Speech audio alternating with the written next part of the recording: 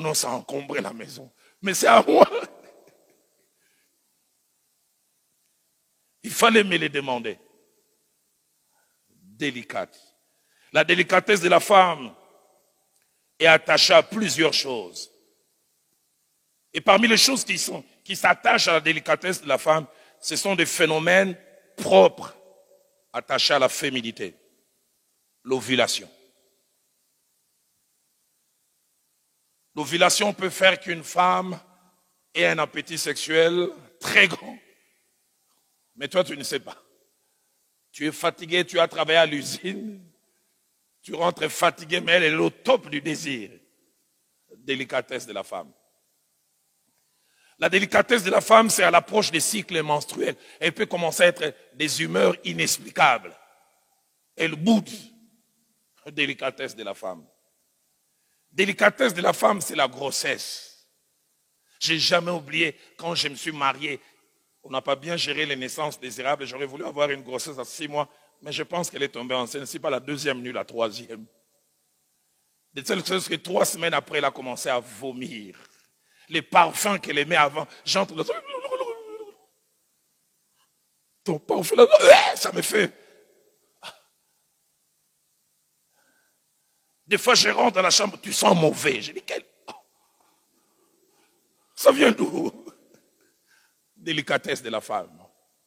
J'oublie jamais un dimanche, elle a fait quasiment 4 jours, elle n'arrivait à rien mettre sous la dent. J'avais dirigé le premier et le deuxième culte à la bonne. Je ne pense même pas avoir eu 5000 zaïrs, c'était pas beaucoup. Je rentre et je dis, chérie, qu'est-ce que ça fait 4 jours que tu manges pas, est-ce que tu veux vraiment manger quelque chose? Je sens que je peux manger les bananes plantains. Comment je vais me bouillir ou frire? Il dit non, frit. Je regarde 5000 nouveaux zaïrs. Les transports coûtaient, je pense, 2000. Si je transport aller, retour, non. Elle n'aura même pas 4 bananes plantains. Je dis, j'ai fait les pieds. Ceux qui connaissent un peu Kinshasa, j'habitais Kinshasa vers Régie des Eaux, quasiment vers les camps de Tchad. J'ai fait les pieds jusqu'à Bari. Un soleil accablant au mois de novembre. Et je rentre, je fris, je mets dans un beau plateau, je vais vers les lits, à peine j'avais...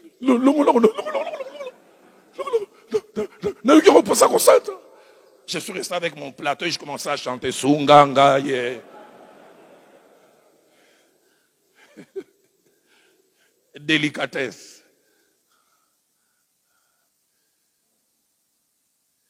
Délicatesse, encore la ménopause. Pour ceux qui ont des femmes qui vivent la ménopause, vous pourrez être avec elles climatiseur 16 degrés, j'ai chaud. Délicatesse. Elle a des mots partout. Qu'est-ce que tu ressens? Je ne sais pas l'expliquer. Ménopause. Délicatesse de la femme. Délicatesse de la femme, certaines fois, c'est après grossesse. Les médecins qui sont ici peuvent le dire. En tant que pasteur, j'ai rencontré quelquefois des femmes qui ont fait ce qu'on appelle dépression post-natale. Elles dépriment. Délicatesse de la femme. Et cette délicatesse de la femme, on peut la connaître de 2 manières. Premièrement, en vivant dans un milieu où il y a des femmes, mais on connaît à 30%. La vraie délicatesse de la femme, on la connaît quand on vit avec. On a une femme qui est devant vous. Deuxième des choses qui va m'amener petit à petit vers ma conclusion. Dieu a parlé non seulement de la nature de la femme, mais Dieu a parlé de comment nous devons la gérer. Il dit à Pierre, dans 1 Pierre chapitre 3, verset 7, faites montre de sagesse dans votre relation avec la femme. La sagesse est définie simplement comme étant la connaissance appliquée. Connaissez la femme, mais cette connaissance appliquée-là. Faites montre de sagesse. La version seconde 21 dit, faites montre de compréhension. La version King James en français dit, demeurez avec elle selon la connaissance. La version Chouraki dit, connaissez la femme. La version Parole de vie dit, menez la vie avec elle avec compréhension. J'aime la version Pierre Gentil de 1869. Il dit, comportez-vous avec discernement avec elle. Le temps me manquerait de parler des vertus de la sagesse.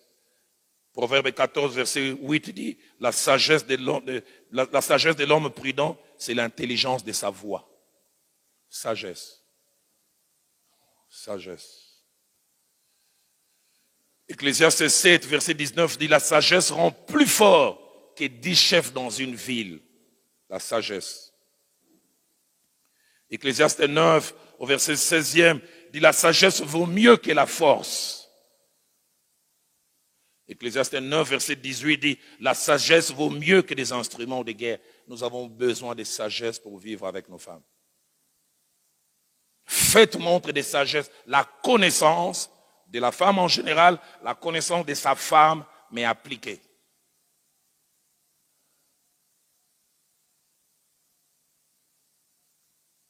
Ceux qui connaissent ma femme de près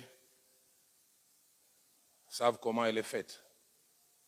Ma femme a un côté direct, je l'appelle tireuse de coups francs. Moi j'ai des scrupules des fois quand je vais faire des remarques. Mais elle, j'avais difficile à vivre avec son côté direct. J'ai jamais oublié un incident qu'on a eu. Il y a une dizaine d'années, je suis allé prêcher à Liège, en Belgique. J'ai prêché de jeudi à dimanche, les gens m'ont apprécié. Et dimanche, on se retrouve l'après-midi autour d'un repas. On était en train de parler, j'ai dit quelque chose. Je pense qu'il y avait une cinquantaine de personnes. J'ai dit quelque chose, tu es un menteur. L'appétit que j'avais fini. De un, je savais que je n'avais pas menti. Mais de deux, je me disais, même si j'avais menti, c'était nécessaire de le dire.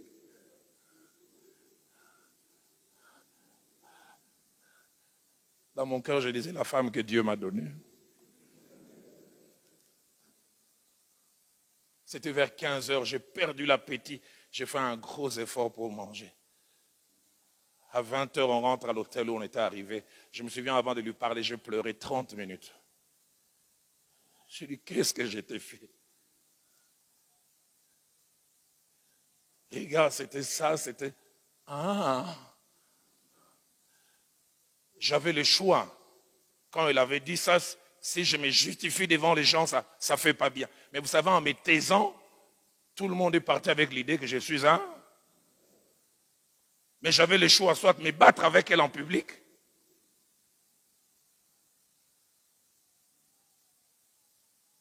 ou dire qu'avec comme Adam, la femme que Dieu m'a donnée. Elle est belle, elle est ceci, mais elle est comme ça. J'ai pleuré, après qu'on ait parlé, je me suis mis encore à pleurer, à pleurer.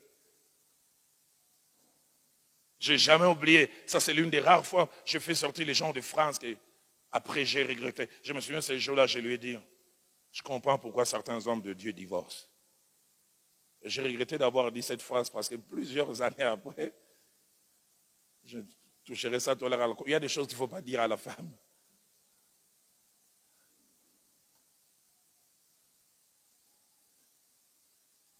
A-t-elle changé dans ces domaines? Pas beaucoup.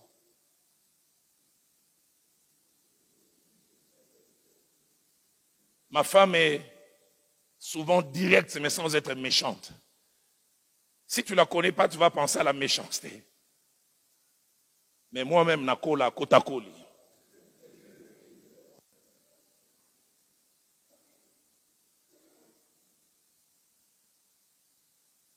Mais si je la laissais aussi le micro, elle pourrait parler aussi de mes défauts. Parce que sûrement, j'en ai. Sagesse. Dernière des choses, Dieu dit non seulement qu'il faut bien la gérer avec son côté délicat, mais Dieu demande, il faut aimer la femme. À l'homme, plutôt à la femme, Dieu demande la soumission. Mais à l'homme, Dieu demande aimer. Éphésiens chapitre 5, verset 25, Marie, aimez vos femmes, comme Christ a aimé l'Église et s'est livré lui-même pour elle. Aimez. Je demande aux musiciens de prendre place parce qu'en 5 minutes, on va clore et je voudrais vraiment qu'on prenne une bonne quinzaine de minutes en prière. Aux hommes que vous et moi nous sommes, vous qui êtes ici, vous qui nous suivez, Dieu nous demande d'aimer nos femmes. Faire montre d'affection. Et cet amour est basé sur le modèle de Christ. 5 choses à dire concernant cet amour. 1 Jean chapitre 3 verset 18 dit, n'aimez point en parole et avec la langue, mais avec des actions et avec vérité. Merci pour les fleurs, merci pour les compliments qui ont leur place, mais aimez en action. Et parmi ces actions, c'est des fois être patiente avec elle. Aimer une femme, c'est pas toujours lui dire je t'aime, I love you. C'est des fois fermer les yeux sur ses manquements. Ce n'est pas la tenir rigueur sur quelque chose pour laquelle elle mérite qu'on la tienne rigueur. N'aimons point en parole seulement et avec la langue.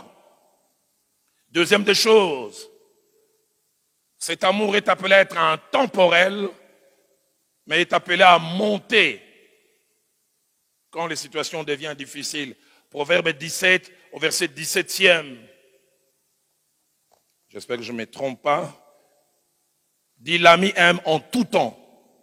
Mais puis après ça ajoute, et dans les malheurs, il se montre un frère.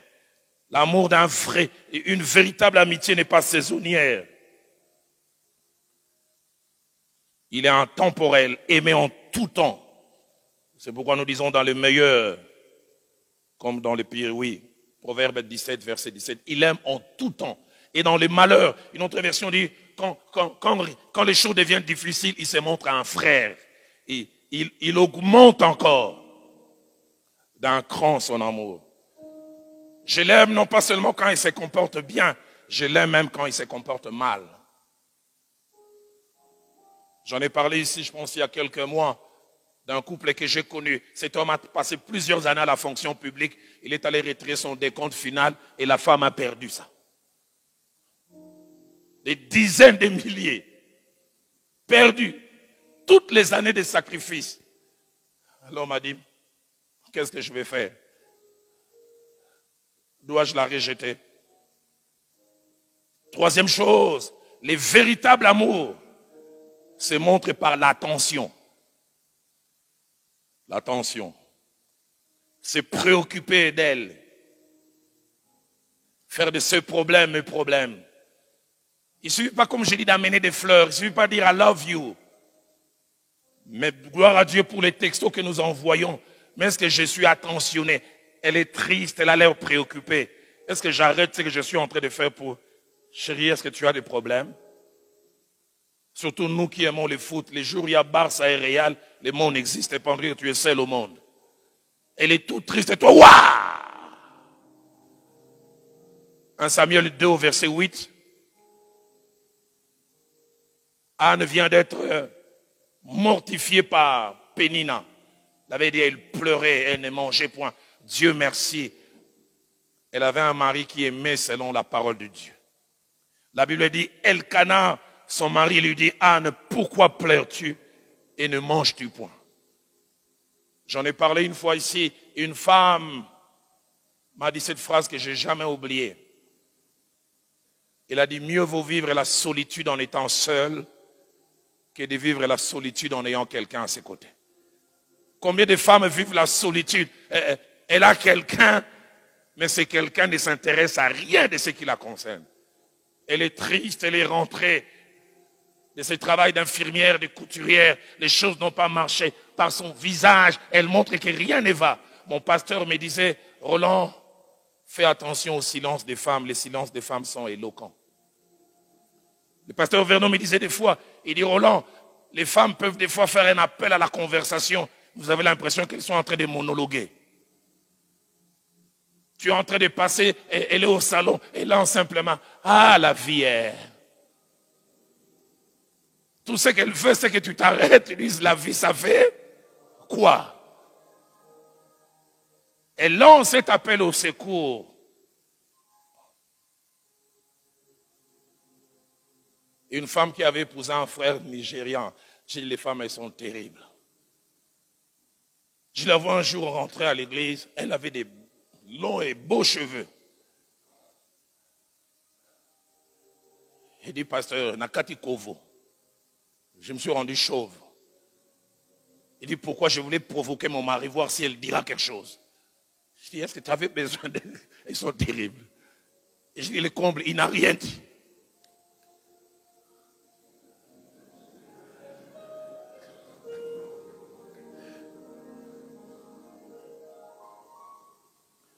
Dernière des choses, l'amour, le véritable, se montre par l'écoute. L'écoute. L'écoute. La prise en compte de ce qu'elle dit.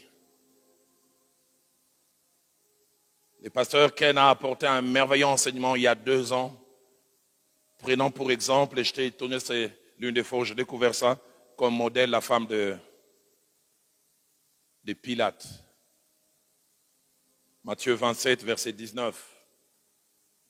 Pilate est en train de juger les justes et Jésus.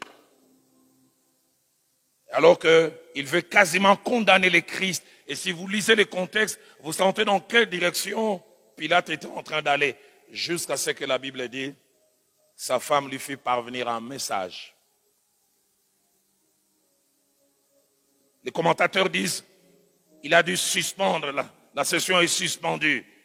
Et il a lu le courrier de sa femme. Ne te mêle pas dans l'affaire de ces justes. Car toute cette nuit, j'ai souffert en songe.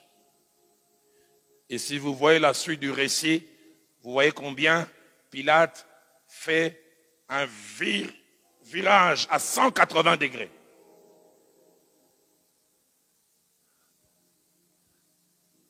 Ça te coûte quoi quand...